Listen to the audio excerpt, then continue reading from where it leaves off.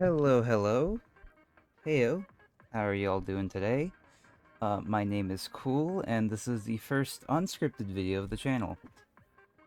It may not seem that way, but I genuinely don't know how else to open up this video.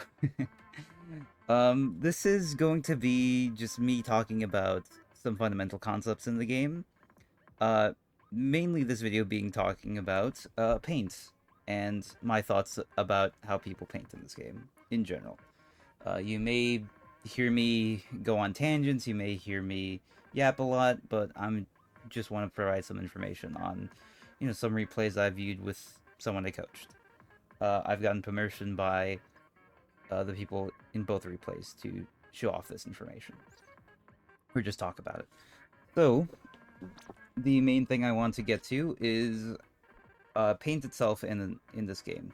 Uh, I am of the belief that people have a poor understanding or a misunderstanding of paint as a concept in Splatoon 3. As we know, paint has a lot of benefits and a lot of downsides.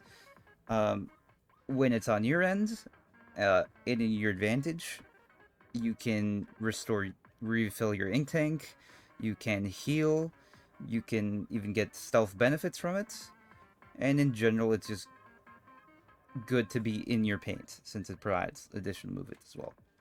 On the flip side, the second you're dealing with the enemy team's paint, it basically reverses all the benefits I just mentioned. You take damage, you're not able to heal, you're not able to restore ink, all stealth goes out the window, you also lose all mobility, basically. Um, Point is, when it's on your end, paint is good. When it's on the enemy team's end, it's very bad. whole whole whole thing there. Uh, the issue I tend to see with the mechanic, though, is kind of a misunderstanding of what it means to paint and what good paint actually looks like. People kind of sidestep the mechanic to focus on other things, which is completely fine, actually understandable. This game is mechanics focused at the end of the day, so having that central mechanic kind of take a step back for a second is kind of like the first thought for most people, since the fighting is such a central part of the game itself. But paint is really fucking important. um, and I mean that wholeheartedly. It is so important. Um, I'll go over it in a lot shorter detail when it comes to like the actual short I'm going to be putting out, uh, which is going to be just a shorter guide of what I'm talking about here. But when it comes down to it, I think that people are not painting enough and not painting in good enough quality. What do I mean by that? I will show it here shortly. So, ignore my weapon choice here, not important. I will go with just the basic zap here. So, generally, when people paint in this game, they kind of paint for the sake of fighting. That's usually what I see in most of the coaching I do. That's usually what I see in most of the things I do. It's just a general habit I tend to see here. So what I mean by that is there's just a very big focus on I have to catch this person, I have to paint for fighting. And that's like a very common trend that I see. It doesn't particularly matter like what level it is, it's just something I kind of end up seeing like quite often, honestly. It's not always a bad thing. It usually results in winning fights and or actually getting something done, but it's not something you want to be consistently locked in on, essentially. So it's like this sporadic, like, I have to hit this person, or you're tracking for that person in particular. It doesn't particularly matter what it is. The main issue with it is, just simply put, it's not something you want to be doing all the time. So, you want your paint to be, like, not sporadic. You want to just cover the ground and just move on. Like, that's it. You want to cover the area you want to, and then you just leave. That's usually what I mean by good paint and, like, bad paint. Now, the other thing I would like to mention is just, simply put, there's a lack of understanding when it's a good time to paint. There's bad times to do it, there's good times to do it. Main thing I want to get across is just there's a lot more nuance to paint that people kind of sidestep because they have to focus on other things, other fundamentals they may be lacking, other stuff like that.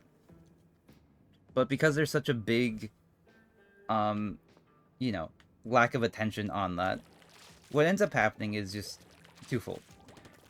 It kind of just ends up stacking up over time.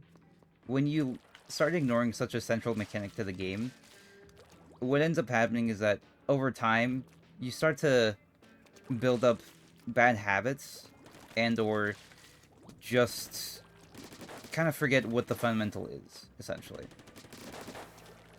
What I mean by that is, if you ignore it, if you ignore it early on, it ends up being something that you never really come back to like improve or analyze, and that will come back to bite you because anytime you have like a bad fight, anytime you have certain things uh, that you aren't doing during downtime, during in between fights, in between just rotations, in between anything, it ends up stacking up quite a lot. It lessens your movement, it worsens your fights, it makes things harder for yourself and your team.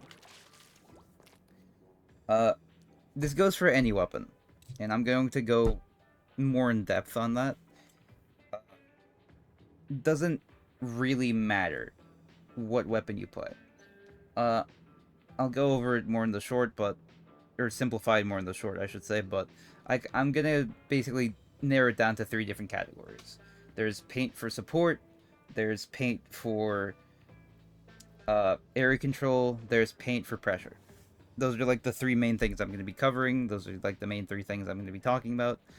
I've already kind of briefly talked about like just generally what you want to do. It's not so much like you kind of separate into two things, right? There's the paint, like most people separate into paint for fighting and then paint for actual paint. But I think you could narrow it down or expand upon that a little bit more. I think those two are fine, but I feel like they lack a lot of the actual intention behind it. So, what do I mean when I narrow it down to those three categories? What I mean by that is twofold. So, when I say paint for fighting, let me just change something real quick here. Sorry. When I narrow it down to paint for fighting, I mean it in a few ways, I suppose. Or sorry, not paint for fighting. Paint for let's start with area control. Area control. I'm just gonna see if I can write it down here. Excuse my poor handwriting. Oh dear, that's very bad. Sorry.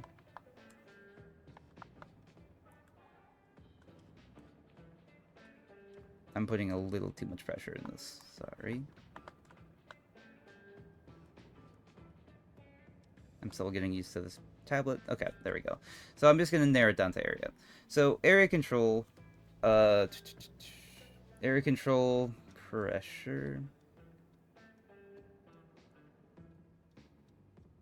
I forgot an S. Okay. That's a bad. I'm sorry. Excuse my bad handwriting here. And support. It's a little bit hard to see. That's... Let's go with that. Again, pardon my poor handwriting. I'm still getting used to this tablet. Regardless, I'm narrowing it down to these three categories. Main thing I want to get across is that these things are very important.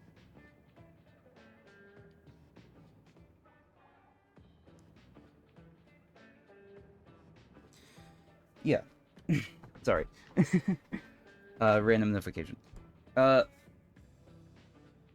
Sorry for the tangent. Or lack of train of thought, sorry. I'm narrowing it down to these three things. Because I believe them to be, like, the most important thing. When it comes to area control, it is, like, hey, this is the things that you do for your objective. These are your, like, I'm taking care of zone. That's a little square for zone. Ha ha ha. Anyways, that's a little... This mainly things like that. Like, hey, I want to control this particular area on the map. Like, I want to go here, control it, and then I'm gone. Like, that's the type of deal I'm talking about when it comes to these three categories. Uh, there are three categories. This particular category. Um, it's just the thing that you do, uh, all the time, pretty much all the time. People focus in on this one super super hard, to the point that they kind of forget the steps they have to do in order to get to that point. What do I mean by that? So when it comes to objectives like Splat Suns, like tower control, like clam blitz, you're not going to be diving into the objective just like that.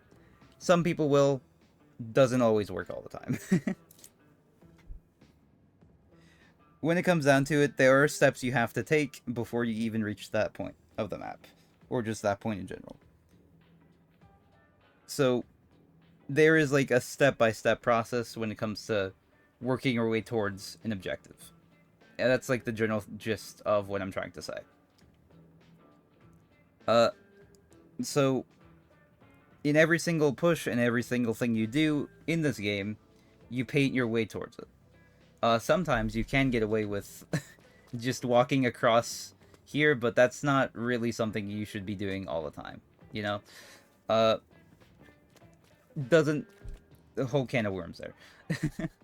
But mainly what I'm trying to get at is people focus in on this area quite a lot, and I feel like that is a bit of a detriment, because they end up forgetting, one, that in order to get to this part, you have to focus on these two as well.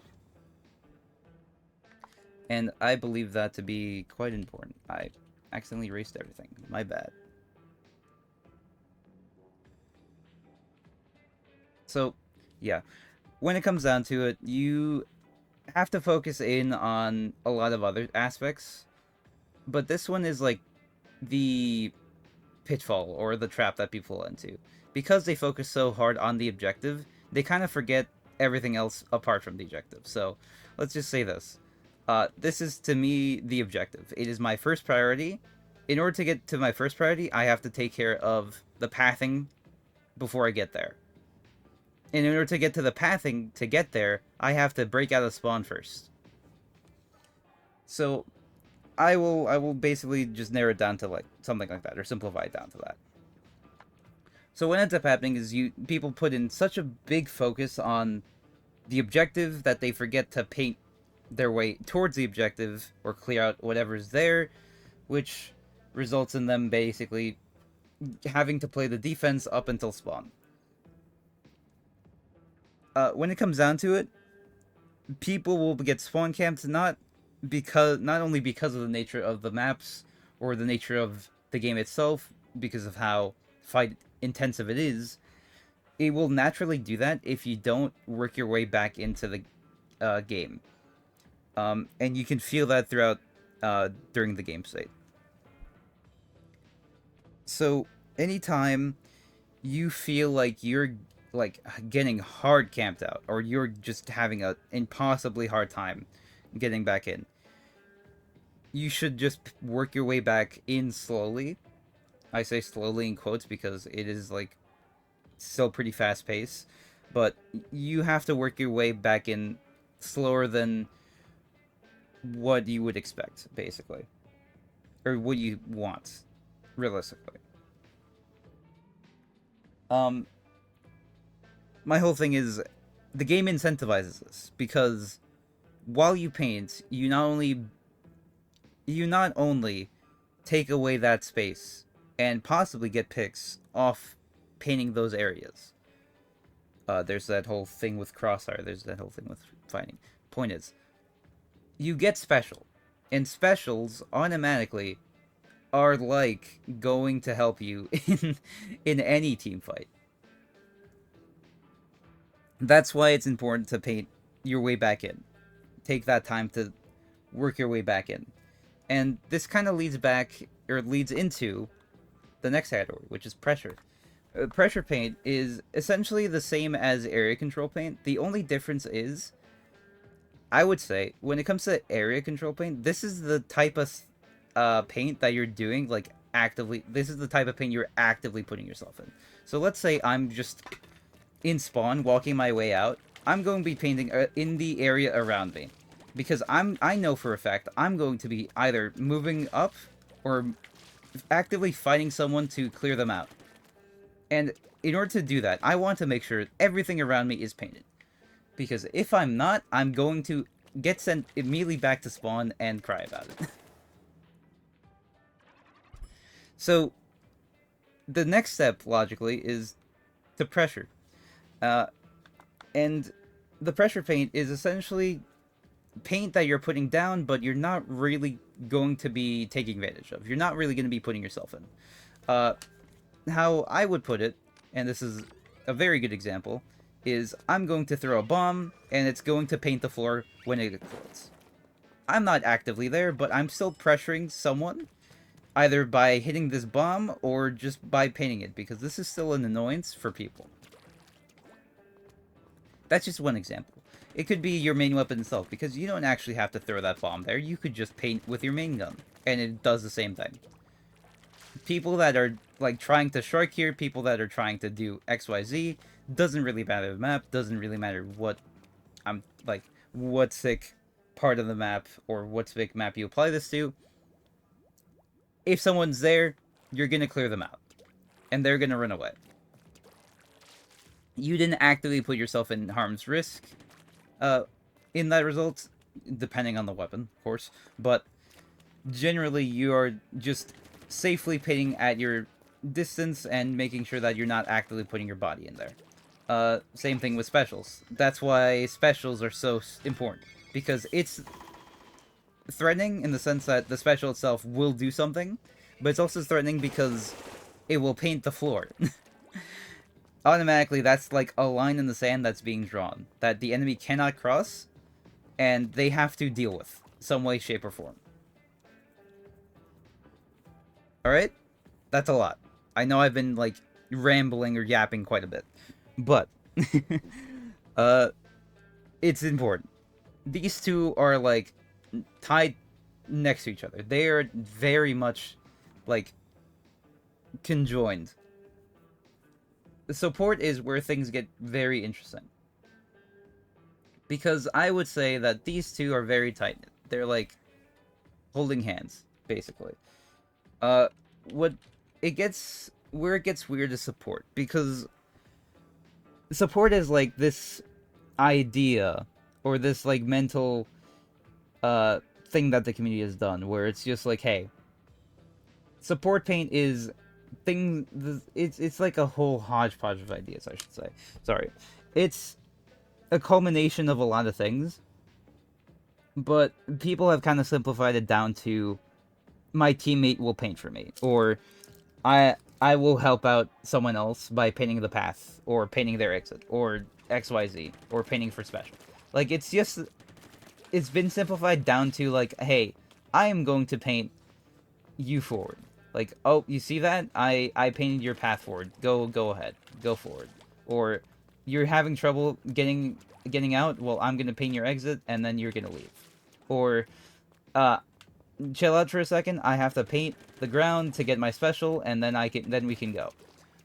That type of stuff is fine. It's necessary. But it's important to realize that this has been simplified to the point that people neglect what they have to do for themselves. What I mean by that is people have kind of opted to make this idea like their whole like game plan. In other words, like, hey, I am playing Zap, right? Hi, I am the Zap player. It is apparently now my job, if I am on a team comp with weapons that don't really have the best of paint, to be the one to paint for them. Okay? Banger. That's normal. That's whatever. But what people end up doing is, because they end up sidestepping the idea of addressing their own mechanics when it comes to paint, or their own fundamentals when it comes to paint, is that they kind of end up pushing more and more of that responsibility down to whatever player has the most amount of paint output, which ends up causing a lot of issues because if you are putting yourself in the position where you cannot paint, it is a very big problem, and that's what I'm going to be talking about or going over in these few replays. So I'm just going to start playing it out. My whole thing with these replays is, let me just erase this. Sorry. Again, excuse my very bad handwriting. Is the idea that when it comes down to it, people have a misunderstanding of what it means to support paint. Because to me, support paint doesn't only include, like, hey, I'm painting for my teammates. It includes supporting yourself by painting for yourself. So, right here in this opening fight, obviously it's a carbon. Carbons don't really paint that well. Everyone knows that. It is a weapon that can't really paint super, super good compared to others. It's just a given. But it can still paint itself in pretty well. The issue, when it comes down to it, is that if you end up sidestepping that issue or letting your teammates kind of take responsibility for that, it causes a lot of problems. So here, we drop in, don't get a pick, whatever. We move on. We back up. There's a lot of hesitation when it comes to our push, but we just kind of deal with it. We walk in, a lot of hesitation here. We get ourselves out. That's fine. We're kind of struggling. Obviously, this player here is struggling with just picking a fight, committing to something. But that's mostly because they're kind of, as we discussed, as I discussed with them, or as we discussed together, it was just more of a, they weren't really sure what to do, where to go. And I would say paint kind of helps out with deciding something. Half the reason why they were able to escape here is actually because they already had paint on the ground prior to that. So that's, again, something important that I would like to point out. Yeah. They jump back in. We just reset the whole scenario once again.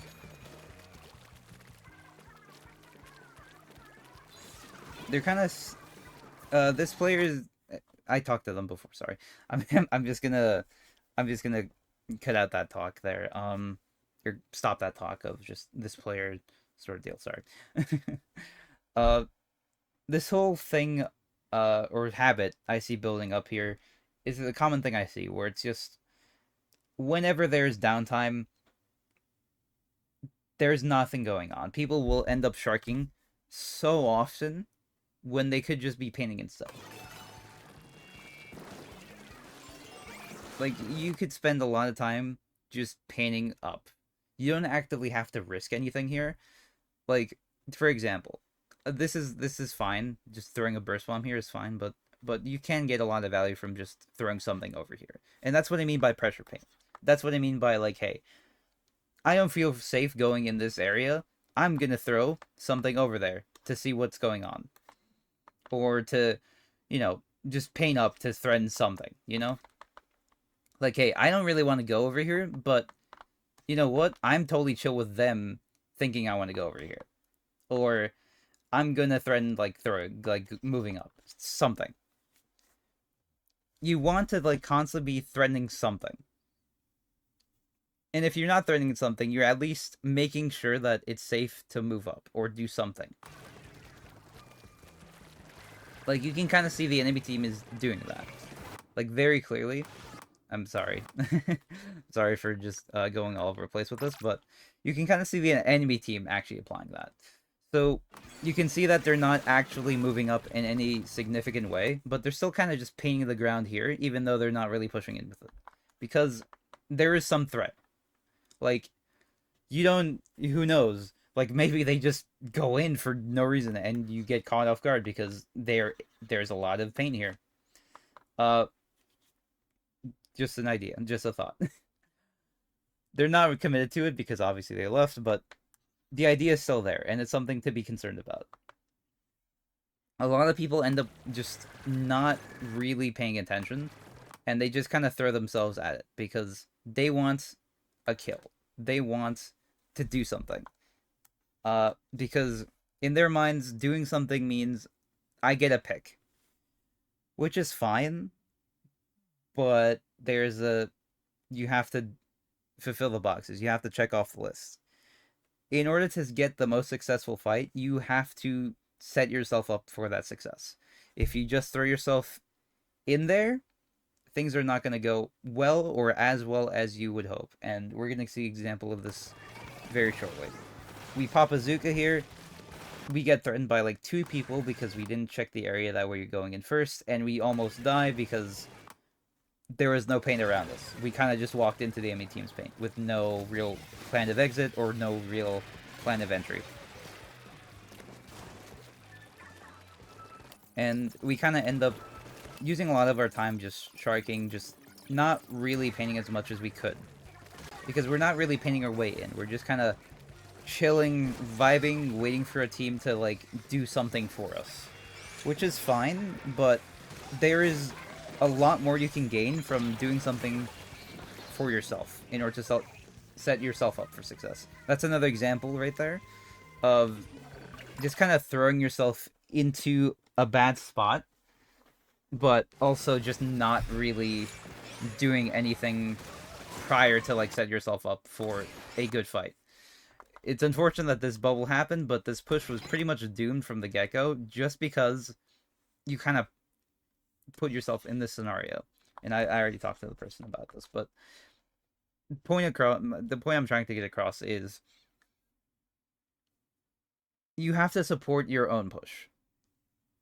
If you cannot support your own push, your teammates can't bail you out of that one. They can help you, but if you've already put yourself in a doomed position, the best they can do is hopefully bail you out. There's no guarantee they can always do that. And you don't want to be forcing your teammates to do that.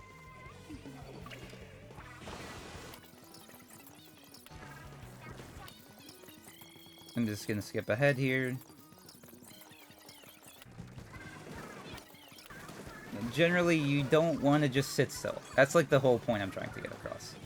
There's a lot of weapons in the game that do not paint the best. There's a lot of weapons in the game that do not do the best in regards to, like, good paint output.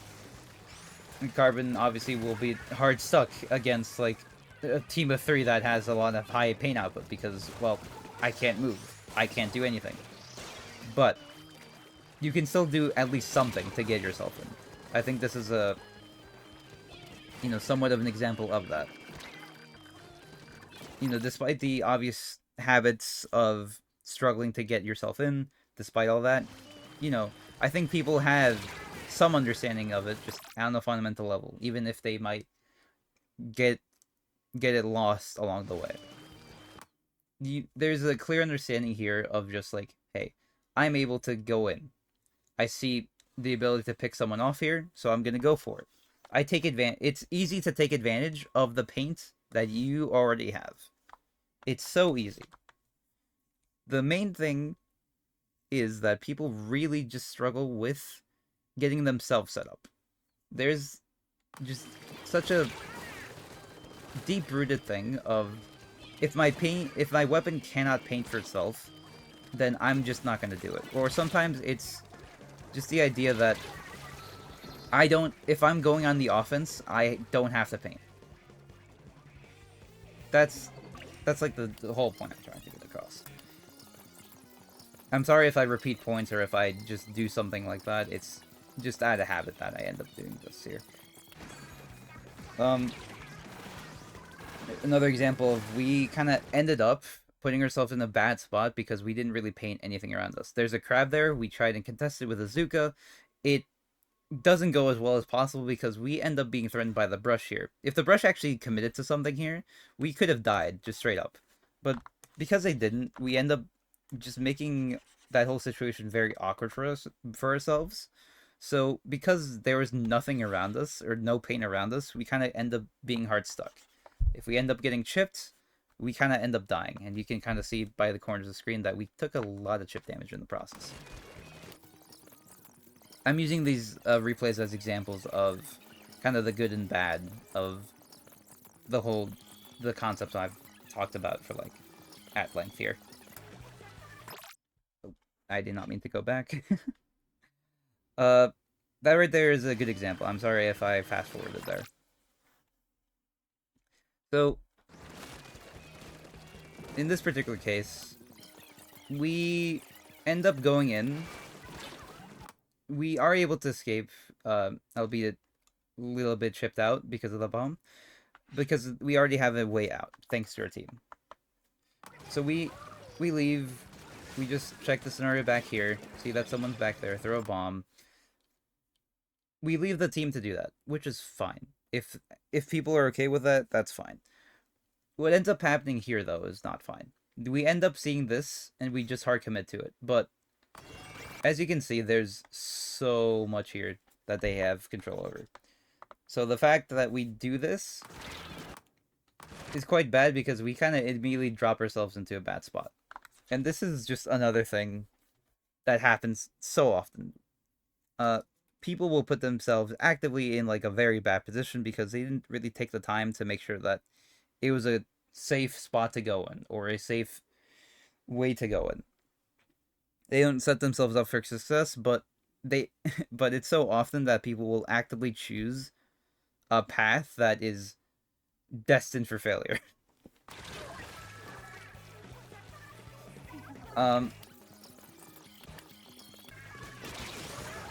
I'm not saying that you can't. I'm saying generally you really shouldn't.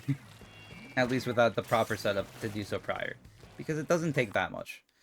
It takes maybe like a few seconds to get yourself in a good spot, or make yourself a good spot in order to fight.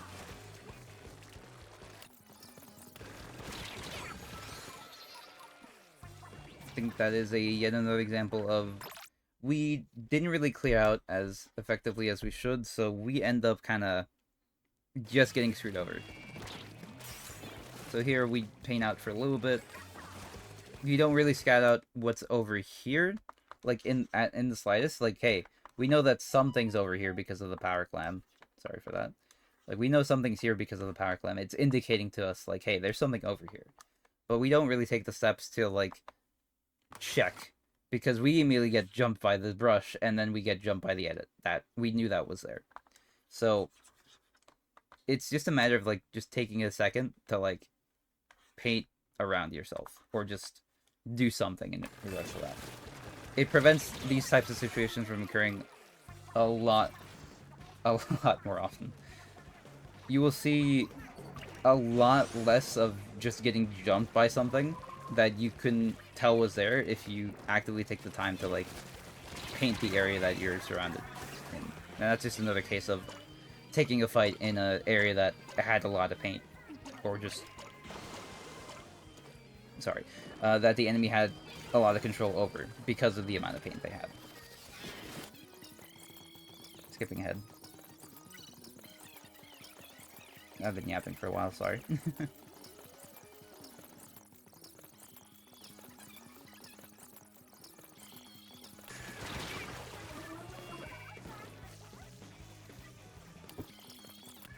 We're gonna see a lot of repeated things here. I'm just gonna skip ahead because I think I've gotten like most of the point across here. But I want to really get to the heart of it and show like some really good examples of like actually painting for yourself, actually taking the time to like do the things necessary to set yourself up for that success.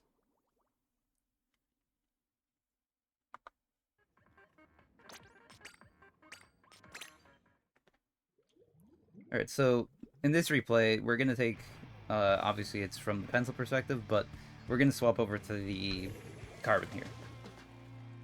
I know it's a little bit funky, but yeah. The carbon here has a very good understanding of what they have to do, and what it actually means to actually paint for yourself and support your own pushes.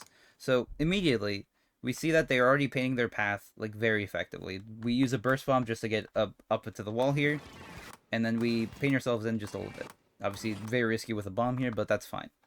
We see that we're completely surrounded here by an entire drop that's covered, and we know that there's a few enemies down here. So we take a second, we heal, and then we just wait for a second.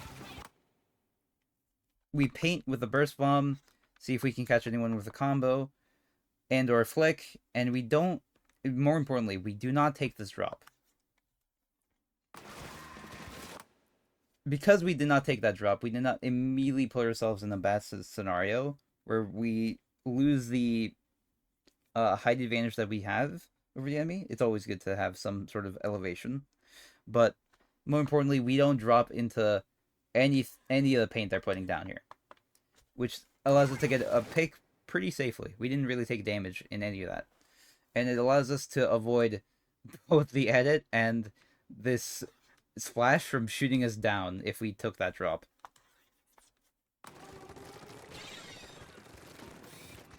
We chill out here for a second.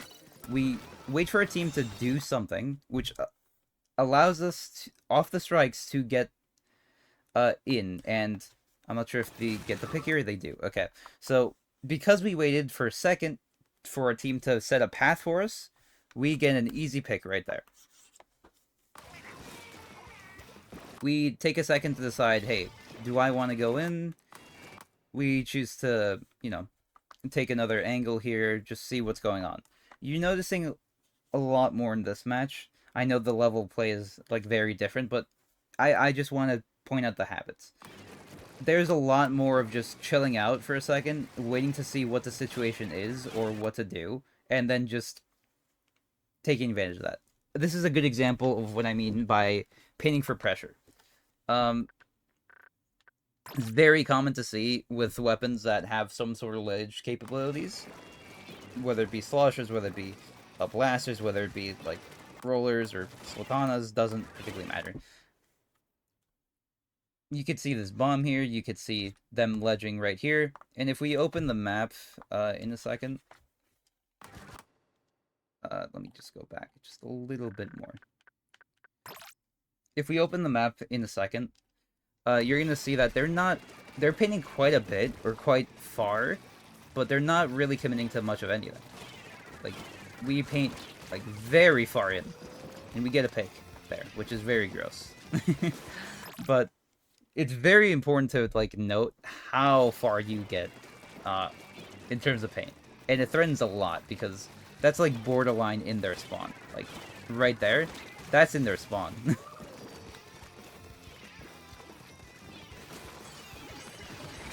And that's, like, insanely threatening. Especially if you get, like, picks like that. Because it really stops people in their tracks. But notice that we're, like, in zero threat of actually dying here. Like, we are very safe to just do this, and it's very threatening to the enemy team. So much so that they just die, which is crazy. But it is very important to just do that paint. Also, in really silly Zukas there, really funny.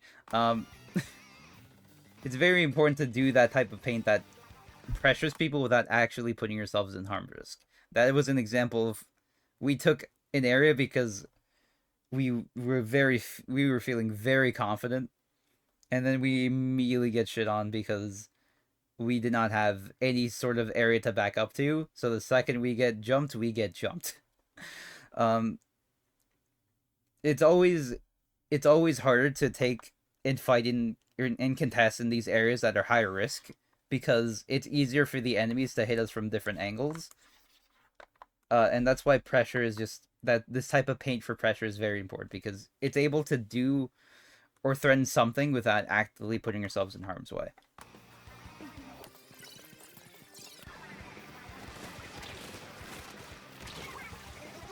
That's a case of we kind of sat there and waited too long. But it doesn't matter. I'm skipping ahead, because I want to get this done and over with, because I'm taking too long.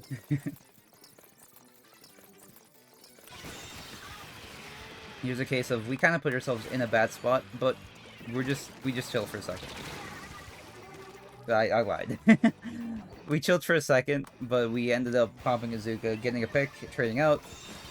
But we did it from, like, an awkward spot. We let our mechanics kind of bail ourselves out from that one. We had just enough paint to make that work, but not enough for it to feel comfortable. Here we spend a lot of time sharking, but it's for a reason, because we don't really have the paint, and we don't really need the paint here to threaten like a very big pick. And we're gonna see that big pick in a moment. We wait out for a second, boom. That's a very big pick on the edit. And then we move on. Because of the paint that our team did for us, we have a way out.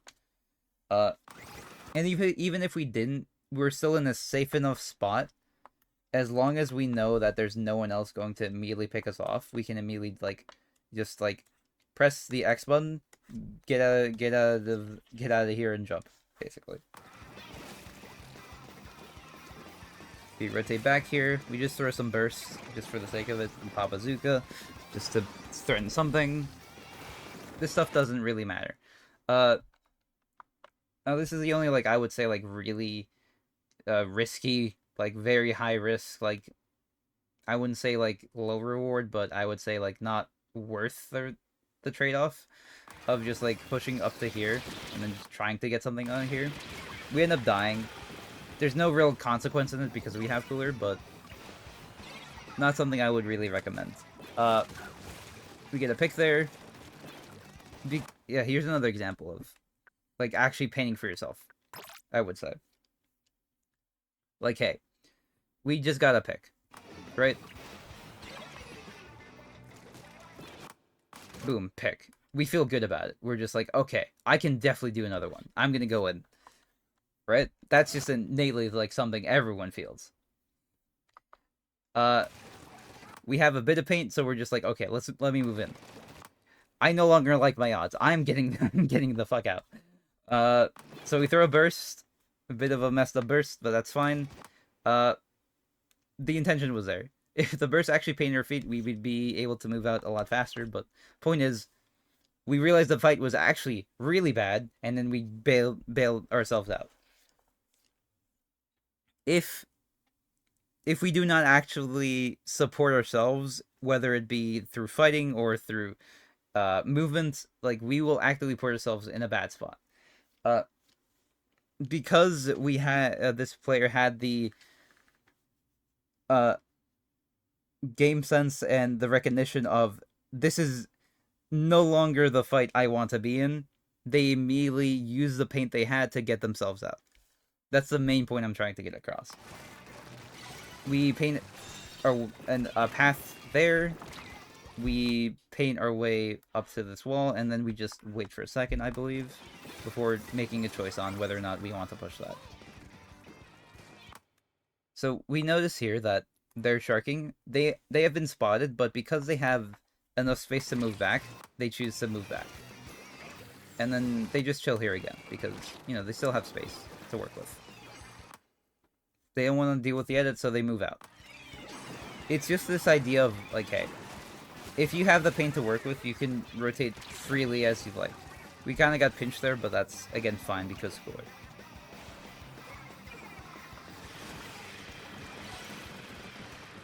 Once again, we have another case of, hey, I know that fight didn't work out, but it's not important. It's not important that worked out. You can see here, the whole idea that I'm trying to get across. There's paint here. There's a fight that you can possibly take here. If the enemy team doesn't take care of you, that's just a free pick, right? If you are able to get yourself in position, boom, free pick. Obviously, it didn't work out in this case, but in other cases, it would work out. You have to take advantage of what's there, and if there isn't anything there, you have to be the one to actually do something for yourself, to set yourself up for that success. And once again, when it comes down to, area control, at all states in the game, we're kind of doing that. Anytime someone, I know I've talked about, pressure and support paint, for the most part, without, actively saying, which one is which, and I'm sorry for that. It's just hard to say, because it's something that all kind of comes together in unison at the end of the day. Obviously, any paint that we do on the objective is for the objective, and any paint that we do around certain spaces and around certain areas is to control and maintain those areas.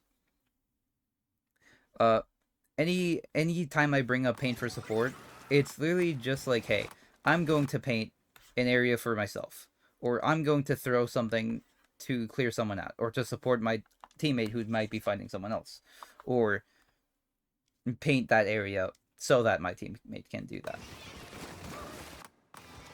Or, you know, I paint once again for myself so I can move, or I paint an area to pressure it out so that the enemy team doesn't feel incentivized to do so. Or to move in, I should say. And here we go again. Like, we are chilling here because there is no need for us to actively walk in and do something. Like, we can just chill here, pop a Zuka, get the pick here, and then, like, hey, because the rest of our team or completed their role, like, we are just big chilling. We just put ourselves here, get a pick, because we're actively pressuring here. And boom. End of game. I'm sorry if I know I've rambled. I have rambled so much. I'm deeply sorry for that. But my whole thing is this. I think that people are misunderstanding fundamentally like what it means to actively paint good. How do I paint good? Well, this is how you paint good. The main suggestion I would do for the takeaway of this video, and I would highly suggest, if you don't want to hear my ramblings, to skip over to the last like few minutes of the video to like get a synopsis or a summary of what I rambled on and on about, is pretty much this. Uh, you want to focus on pinning certain areas of the map to maintain control, but you want to make sure that you're actually taking the steps to set yourself up for those situations, and to ensure that anytime you take a fight, anytime you hold a position, you are actively doing so with the ability to actually successfully do it. And in order to do that, you always have to be doing support paint, not only for your team but for yourself. And you have to do it in a manner that actively allows you to do it safely, and or in a way that doesn't get you killed, I should say. Uh, and by extension, when I say you do paint to pressure, you have to do it in a way that, once again, doesn't stop you from, or doesn't make you put yourself in a bad position. I'm sorry, I misspoke there. But it's a type of paint that doesn't actively put yourself in harm's way, but draws a line for the enemy that they can't really cross. It makes it hard for them to do much of anything. And same with area control. They're pretty similar. But the most vital thing, and I didn't mention it until now because I think this is the most important thing. If you ever feel lost in a game, if you ever feel like you don't know what to do in a given game state, the best possible thing you can do is open up the map and just see where you need to paint. Uh, if you cannot do that, just paint the area around you and just chill. If you feel lost, open up the map, check where you do not have painted, and see what you can do in that area. It is so important to do any type of paint during downtime, or just know where you have to go next in order to paint properly. Because any type of paint like that will ultimately support you in the future, or support your team's future pushes or future fights. Doesn't really matter what weapon you play, what role you play. You have to paint for yourself and ensure that you are actively setting yourself up for success, whether it be in anything that you do, whether it be painting for special, whether it be painting to get to a certain spot on the map, whether it be painting for objective, whether it be painting for XYZ. I don't care. Open up the map, check where you want to paint, check where the enemy wants to paint, check where they're going, XYZ, XYZ. I do not care. Paint the map. Paint the floor. I'm in I have full confidence that people know what they want to do, but they just are not sure how to get there. And the first step is always and will always be to paint. That's the end of my fucking ramble session. I am sorry it took this long to do much of anything, but I just wanted to get something out there. So I will catch y'all later. Peace.